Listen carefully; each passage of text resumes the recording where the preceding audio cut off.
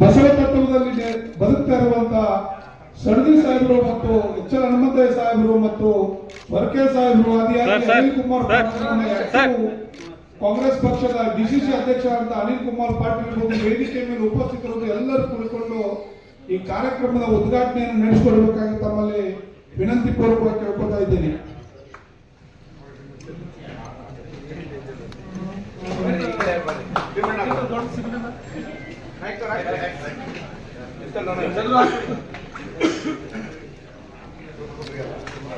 Hello.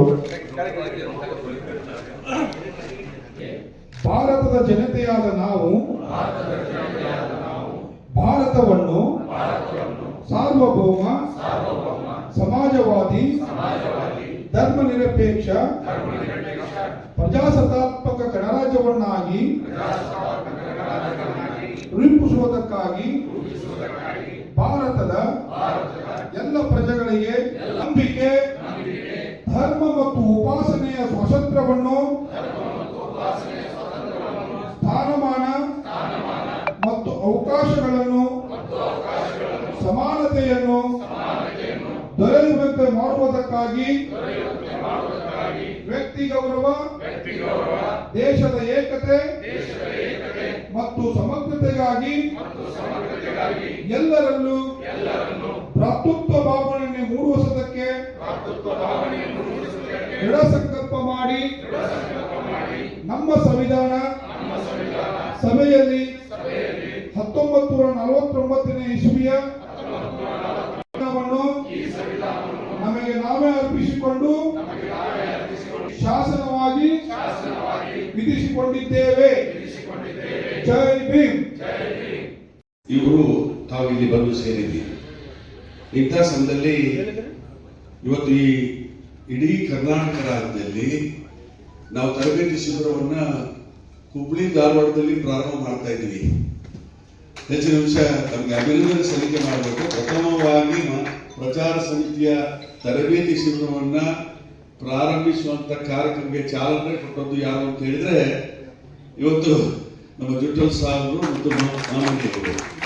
ಇವತ್ತು ಈ ಕಾರ್ಯಕ್ರಮ ಹೆಚ್ಚಿನ ವಿಷಯ ಎಲ್ಲ ಜಿಲ್ಲೆಯಾದ್ಯಂತ ಕೂಡ ನಡೀಬೇಕು. ಕಳೆದ ಸಲ ನಾವು ಜಿಲ್ಲಾ ಪ್ರವಾಸಕ್ಕೆ ಬಂದಿದ್ದೆವು. ಬರುವಂತ ಸಮಯದಲ್ಲಿ ಮೂಟು ಚೋರಿಯ ಬಗ್ಗೆ ಸಾಕಷ್ಟು ಪ್ರಚುರಪಡಿಸುವಂತ ಕೆಲಸ ಕಾರ್ಯ ಇಡೀ ರಾಜ್ಯದಾದ್ಯಂತ 38 ಜಿಲ್ಲೆಗೆ ಹೋಗಿದ್ದೇವೆ.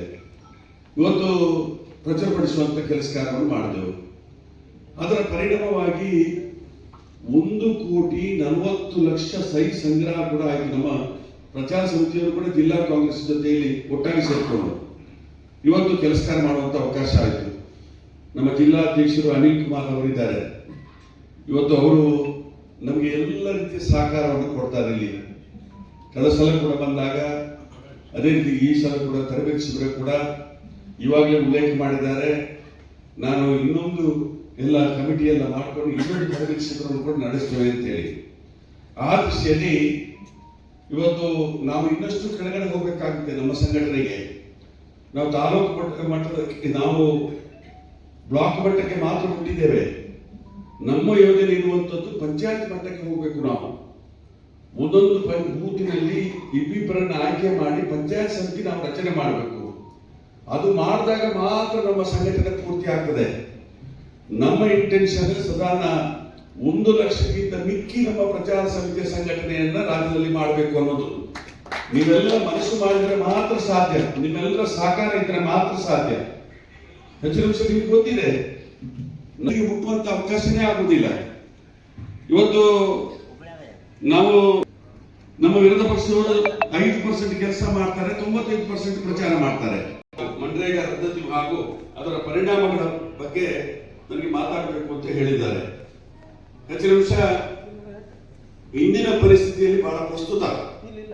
ಇವತ್ತು ಬೆಳಿಗ್ಗೆ ಇವತ್ತು ಅಧಿವೇಶನವನ್ನು ಕರೆದಿದ್ರು ನಮ್ಮ ರಾಜ್ಯಪಾಲರು.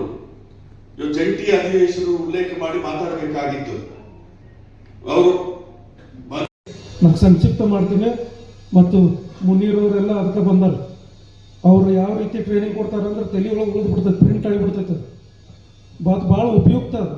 ಮುಂದೆ ನಿಮ್ಮ ಜೀವನದಲ್ಲಿ ನಾವು ಪಕ್ಷಕ್ಕೆ ದುಡಿಬೇಕಾದ್ರೆ ಅದು ಭಾಳ ಉಪಯುಕ್ತವಾದಂಥ ಒಂದು ಟ್ರೈನಿಂಗ್. ನಾನು 3 ದಶಕ ಆಯಿತು. 93ರಲ್ಲಿ ಜಿಲ್ಲಾ ಯುವ ಕಾಂಗ್ರೆಸ್ ಅಧ್ಯಕ್ಷ ಆದೆ. 3 ದಶಕ ದಾಟಿವಿ. ಇನ್ನೂವರೆಗೂ ಪ್ರಚಾರ ಸಮಿತಿ ಈ ರೀತಿ ಕೆಲಸ ಮಾಡಕತ್ತಿದ್ದು ಎಲ್ಲೂ ನೋಡಿರಲಿಲ್ಲ. ನೀವು ಯಾರು ನೋಡಿದ್ರು ಹೇಳಿಬಿಡ್ರಿ. ಅಧ್ಯಕ್ಷ ಆದಾಗ ಒಂದು ರೌಂಡ್ ಹೊಡೆದು ಹೋದ್ರೆ ಮುಗಿದು ಹೋತು, ಅಲ್ಲಿಗೆ ಅದು ಮುಂದೆ ಆಗಿರಲಿಲ್ಲ, ಮುಂದುವರಿತಿರ್ಲಿಲ್ಲ.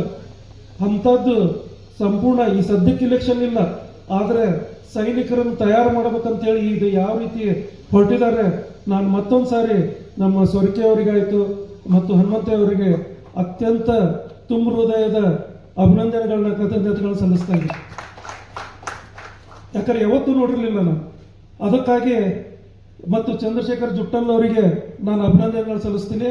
ಅವರು ಅಚ್ಚುಕಟ್ಟಾಗಿ ತಮ್ಮ ಇದನ್ನೆಲ್ಲ ಕಂಪ್ಲೀಟ್ ಮಾಡಿದ್ದಾರೆ. ಮೋಹನ್ ಹಿರೇಮನಿ ಅವರು ನಾವು ನಿನ್ನೆಯಿಂದನೂ ಮಾತಾಡಿದ್ವಿ, ಇವತ್ತು ಮಾತಾಡಿದ್ವಿ. ಕೆಲವೊಂದು ಕಷ್ಟಗಳು ಬಂದವು. ಖಂಡಿತವಾಗಿ ನಾವಿಬ್ಬರು ಕೂತ್ಕೊಂಡು ಈಗ 3 ಬ್ಲಾಕ್ಗಳಿಗೆ ಮಾಡೋಕ್ಕಾಗೈತೆ ಗುದ್ದಾಡೆ, ಇನ್ನೂ 4 ಬ್ಲಾಕ್ಗಳಿಗೆ ಆಗಬೇಕಾಗಿದೆ. ತಾವು ಹೇಳುವಾಗ ಈಗ ನಮ್ಮ ನಾಯಕವ್ರು ಹೇಳಿದರು, ಅವ್ರು ಕೊಡದೇ ಇದ್ರೆ ನೀವು ಮಾಡಿಬಿಡ್ರಿ ಅಂತ. ಬಟ್ ಅದು ಇಲ್ಲಿ ಸಮಸ್ಯೆನೇ ಬೇರೆ ಇರ್ತೈತಿ. ಆ ರೀತಿ ಮಾಡೋಕೆ ಹೋದ್ರೆ ವೈರತ್ವ ಬರ್ತವೆ.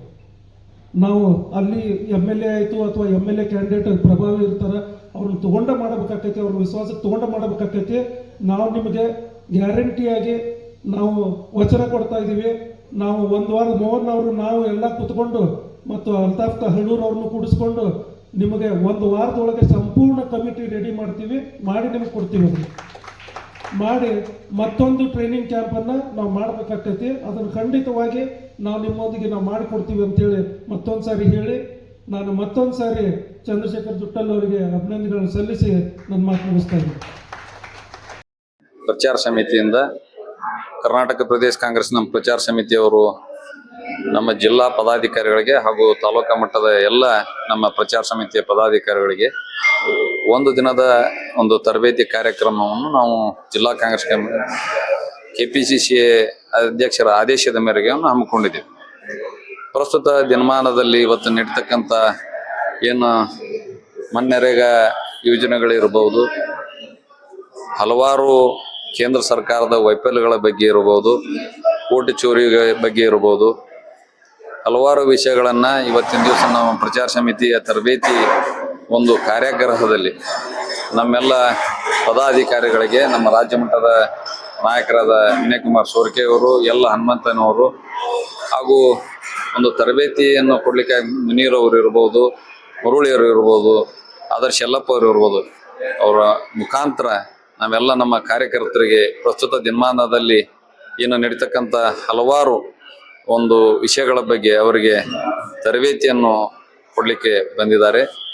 ನಿಜವಾಗಿಯೂ ಇವತ್ತಿನ ಕೇಂದ್ರ ಸರ್ಕಾರ, ನಮ್ಮ ರಾಜ್ಯ ಸರ್ಕಾರಕ್ಕೆ ಮಾಡಿರ್ತಕ್ಕಂಥ ಹಲವಾರು ಅಭಿವೃದ್ಧಿ ಕಾರ್ಯಕ್ರಮ, ತಾರತಮ್ಯದ ವಿಷಯಗಳಿರ್ಬೋದು, ಮನ್ನೆರೇಗಾದಿರ್ಬೋದು, ಈ ಎಲ್ಲ ವಿಷಯಗಳನ್ನು ನಮ್ಮ ಕಾರ್ಯಕರ್ತರಿಗೆ ತಿಳಿಸುವ ನಿಟ್ಟಿನಲ್ಲಿ ನಾವು ಒಂದು ತರಬೇತಿ ಕಾರ್ಯಕ್ರಮವನ್ನು ಹಮ್ಮಿಕೊಂಡಿದ್ದೇವೆ. ನನ್ನ ಹೆಸರು ಧಾರವಾಡ ಜಿಲ್ಲಾ ಗ್ರಾಮಾಂತರ ಪ್ರಜಾ ಸಮಿತಿ ಚಂದ್ರಶೇಖರ್ ಜುಟ್ಟಲ್.